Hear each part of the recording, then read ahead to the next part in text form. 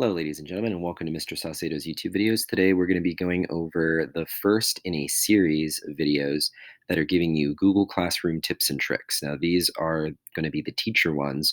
I'm also going to be doing some student ones afterwards, but I'm going to be starting with this very boring looking Google Classroom page, and I'm going to show you something very simple that you can do in order to spruce it up and make it look a little bit nicer. So the first thing that I'm going to tell you about is called the Sections tab. So when you go to this little icon here, which looks like a little gear, it'll give you access to your class details. And so here is the section that I'm talking about. All right. So one of the big things with online learning is going to probably be you're going to be seeing kids at different times than you normally would, and you might want to remind them of something. So, for example, if I want to remind them when class is on, let's say, Monday to Tuesday, and I'm going to just put like the time then. So we'll say 8:30 to 9:50. And then I also would like them to know that on Wednesday we meet at 8:30 to 9:10, and then let's say Thursday, Friday, we don't meet.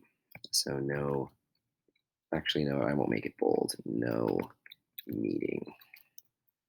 And so what you'll see when you click save is that those section details appear in this bar at the top. And you might think, okay, that looks a little cluttered. But when you go to your actual class here, or if you look at all of your classes like this, you'll see that the section appears right underneath the class itself.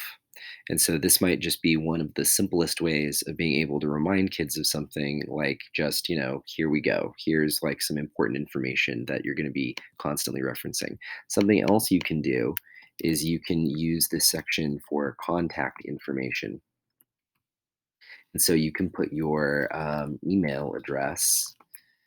Um, and then again, when you hit save, your contact information is right here. And so the kids can just instantly, okay, this is like, what I can copy and paste if I need to contact that teacher. All right.